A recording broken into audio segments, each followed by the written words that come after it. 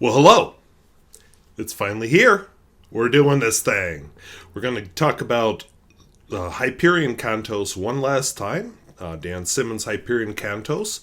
And this is the episode that has all the spoilers in it that I've been so carefully avoiding. So, if you haven't read the rest of the series, turn this video off now and come back when you have. So let's dive into it.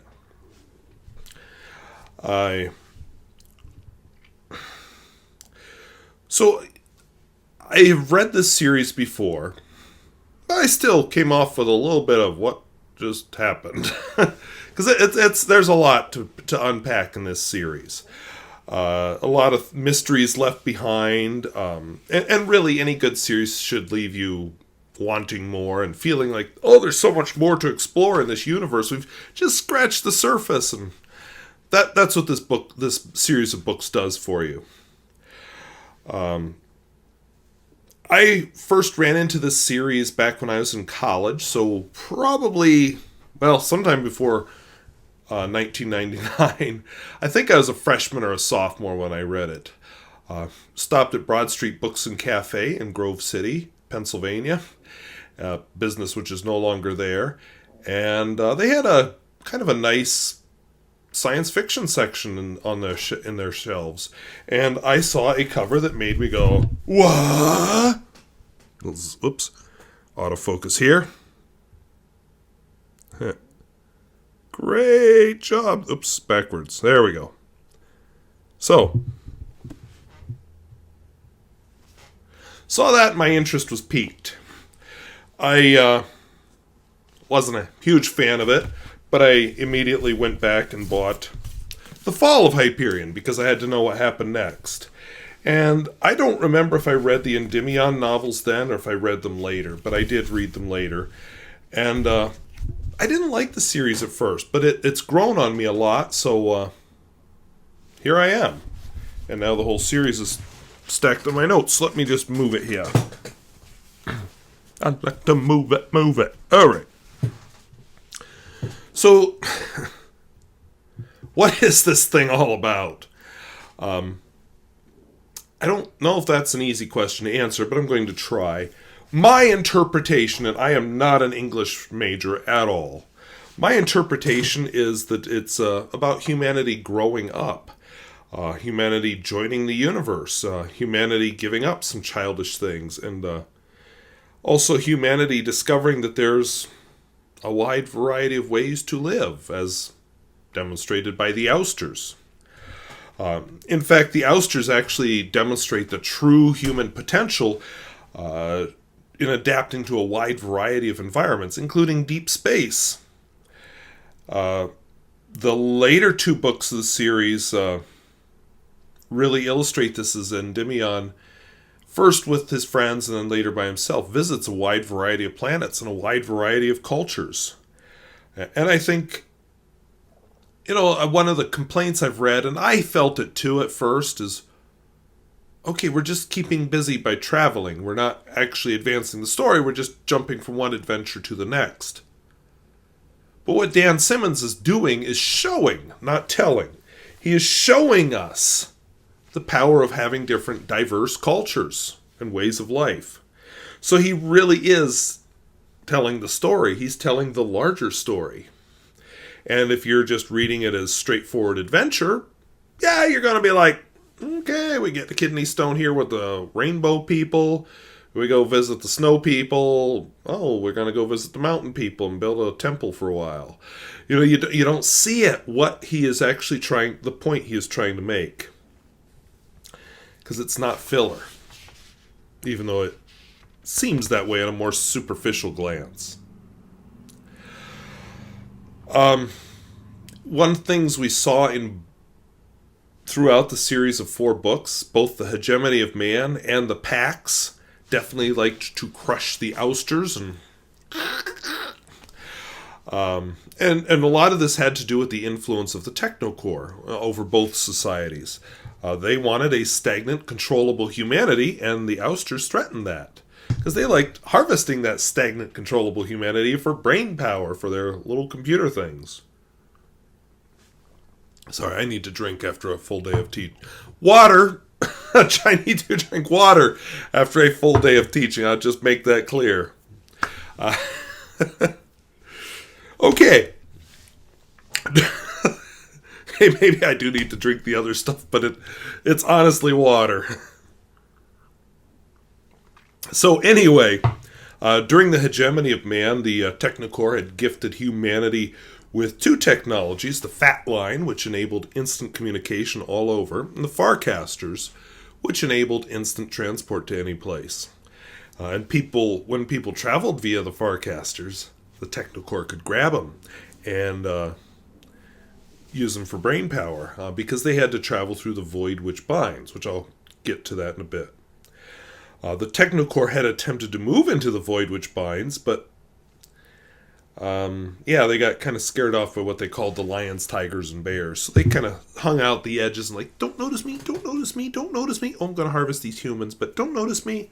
That's kind of how they rolled. Actually, toward the end of Fall of Hyperion, the technocore became more explicit and more demanding.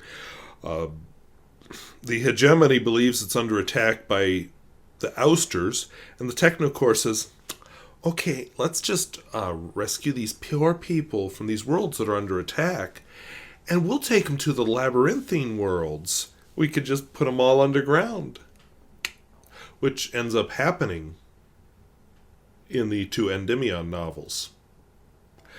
And yeah, they get used as brain power. Another thing we see, getting to that, in the Endymion novels, we find planets that are totally empty, as in nobody there, but it's like you walk into this house and I'm not here. And you're like, what? All of his stuff is all over. Where is he? Whole planets like that. And it turns out that the technocore had been taking those people, using them for computing power, and just storing their bodies in the labyrinthine worlds. The 9 planets that have labyrinths cut underneath them by some unknown power in the ancient past. It also turns out that they're using the cruciforms, the cross parasites that allow you to live much longer. They're using them to harvest brain power, and especially they've discovered that the human mind becomes really creative right on the point of death. So they're causing death and urging death using the cruciforms. So that brings me to what actually is the technocore, because it sounds like they're using others in order to live, kind of like a parasite. Yes, indeed, that's what it is. The technocore is a bunch of AIs, artificial intelligences, that at some point became self-aware and escaped human control.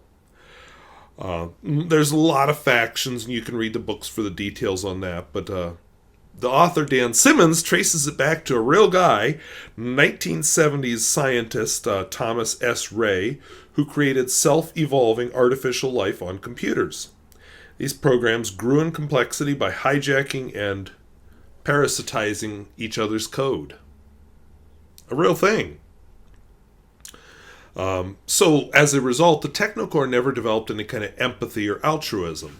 A parasite wouldn't. It just uses you until it can't, then it goes and uses someone else. So this does not fit well with the mature species that inhabit the void which binds. And it also explains why the technocore interacts as it does with the humans. The technocore actually has a goal. Their goal is to develop what they call the ultimate intelligence. And that's just really supposed to be the ability to predict the future.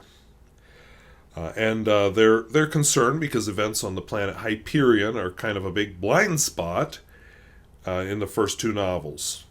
And so they want to just kind of push that puppy out of the way.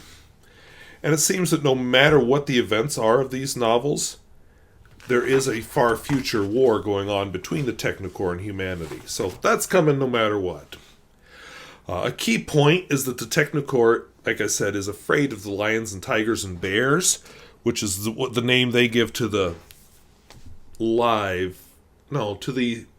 creatures, civilizations, I don't know. So let's call them civilizations that inhabit the void. Intelligences, there we go. The intelligences that inhabit or use the void which binds. These races are showing really incredible power and intelligence. And the Technocore's like, leave us alone. These lions and tigers and bears moved Earth. Whoops. Technocore can't do that. So now the void, I do find on that topic, the void which binds is a little bit harder to explain. Dan Simmons also calls it at various points Planck space, and if you know the Planck constant, it's a very small number. And what it does is it unifies all existence. I don't know, like the Force in Star Wars? Do we want to go there? But it's unlimited by space and time, and it's used by many different entities for travel, for communication, and some live there. It's powered by quasars, so we got pretty unlimited power, and the cores of galaxies. But the Technocore were parasites even in the void which binds, and things like the Farcasters which they developed destroyed bits of the void. So to truly join with the void which binds requires a definite level of empathy and love. And people who bind with it can access the consciousness of other beings, living or dead, and travel. Ania, who is important in the last two novels, is a descendant of both humanity and the lions, tigers, and bears. Her blood contains a virus which actually destroys the cruciform and helps humans contact the void which binds. That's why the Pax didn't like her, why they wanted her caught, and that's what kicked off the whole deal in the two Endymion novels. But wait! There's more! To quote Jawtooth. The time tombs play a major role in the first two novels. These are structures on the planet Hyperion. So in the first novels, the pilgrims are actually journeying to these tombs. They're still very obscure to me. They're sent back from the future. They're located in a remote valley on the planet Hyperion, and they're surrounded by anti-entropic fields, and they are traveling back through time. So, like, the Sphinx is a time tomb with many corridors. Also has a one-way portal that takes you to the time when the tombs were constructed. Rachel Weintraub was infected with the time sickness in one of these time tombs. And Rachel Weintraub, if you'll remember, is the infant that Saul Weintraub was carrying around, the infant that was aging backwards. That was one of the stories in Hyperion. You have the Jade Tomb, which includes entry to the Ret Labyrinth under the planet Hyperion. And they suggest that it might be somehow related to the gas giant worlds, but it's not really made clear. You have the Crystal Monolith, which is the final resting place of Colonel Fedman Kassad after his battle with the Shrike, which he lost. We have the Obelisk, whose purpose is unknown. We have the Shrike Palace, which contains victims of the Tree of Pain. We have the Cave Tombs, which is just kind of a primitive... They're just very primitive tombs. Now, the opening of the Time Tombs was just an unpredictable event that the Technocore Ultimate Intelligence could not see around. So they want to prevent that. The Ousters wanted to cause it. And the Consul made it happen at an unpredictable time by double-crossing people and killing a few people. So the figure which plays through all four novels in a big way is the Shrike. It's a mystery because it takes multiple sides through the entire four novels of the Cantos. We know that it's able to travel freely through the void which binds, and it can appear anywhere and at any time. It does take damage 3 times. One of those times is in battle when it fights Colonel Fedman Kassad and takes his life. It fights with the Technocore, what would you call her, agent thing robot. Anyway, Rhadamanth Nemes. And in Fall of Hyperion, it was destroyed by Braun Lamia. But remember, it can travel through time. So that's why it can reappear at other points. But that happened when she rescued Martin Silenus, the poet, from the Tree of Pain. And also, the Shrike can remove the cruciform, which terrifies the pack. So they're always worried about where and when the Shrike is going to appear. The origins of it, this is where I start to get confused, or a bit unclear. Maybe because, as the artificial intelligence, get his name right here, Uman said, the future is fluid, constantly shifting, and it's all due to current events. So what is agreed is it was created in the distant future, but by whom? There's a lot of suggestions of who created it. Could have been the technocore, but what faction of the technocore? And why, in the Endymion novels, does it help Aeneas? If it's working for the technocore. We don't know. And yet it's a pretty awful creature in the first two novels. So, that definitely doesn't sound like a Void Which Binds thing. So, definitely some mysteries left there. It terrifies the Pax and the Cruciform. Or, I'm sorry, the Pax and the Technocore, like I said, because it can remove the Cruciform. Nothing else can. It also helped inspire a religion, which you see in the first two novels, called the so-called Church of the Shrike, which actually arranges the final pilgrimage which sets off those first two novels. The Shrike will eviscerate some victims. Others it will take and it will impale on the Tree of Pain. That, as we discover in Fall of Hyperion, turns out to be a simulation. And Braun Lamia destroyed an incarnation of the Shrike when she rescued Martin Silenus from it. Because he wasn't actually impaled in a meter-long spike. He had a thingy running into his brain to make him think he was and feel like he was. So, what's the point of the Tree of Pain? Because again, that does not sound like a Void Which Binds thing. It's what they suggest, but don't really come out and say, is that the scale of suffering is meant to attract the human ultimate intelligence from the future. We also hear that when the Templar, who piloted the original pilgrims to Hyperion, left his tree ship and came with them as another pilgrim, and then the tree ship was destroyed in orbit. We learn much later that his whole goal for the pilgrimage was to come to Hyperion and become a pilot of the Tree of Pain. Why? Yeah, religion plays a big role in this book, and I don't care what your religion is, most of them have some pretty goofy stuff. So, apparently that's a goofy thing from his religion. And then in Rise of Endymion, he does discover a different destiny, a very important piloting trip.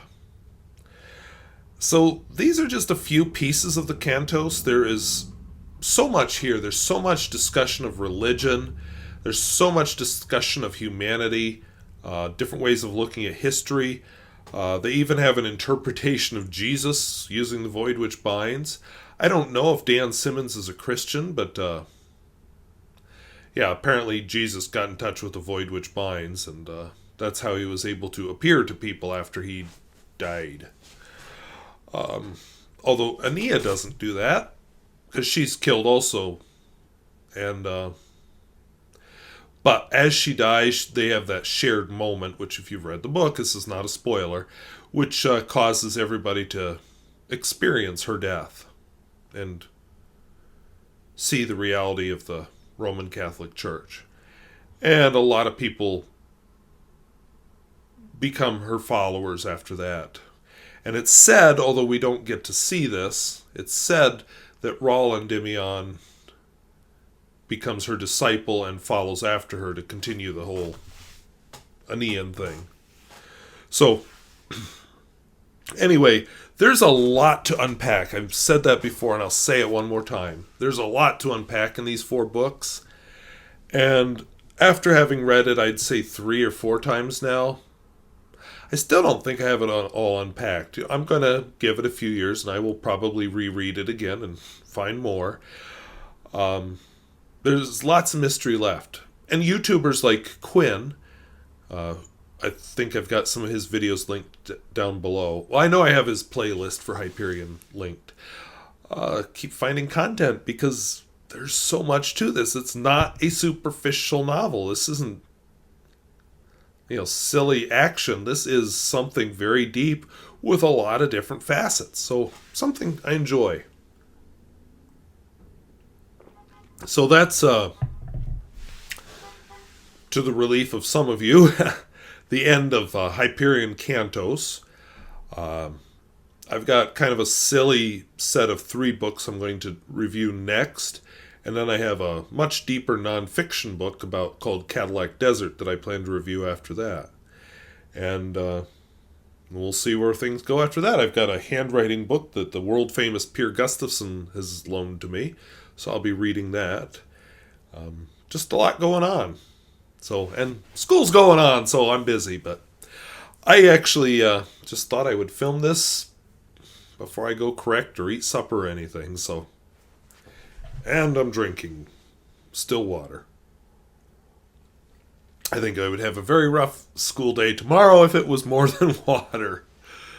So, anyway, I want to thank you for watching. We'll talk to you later. Bye-bye.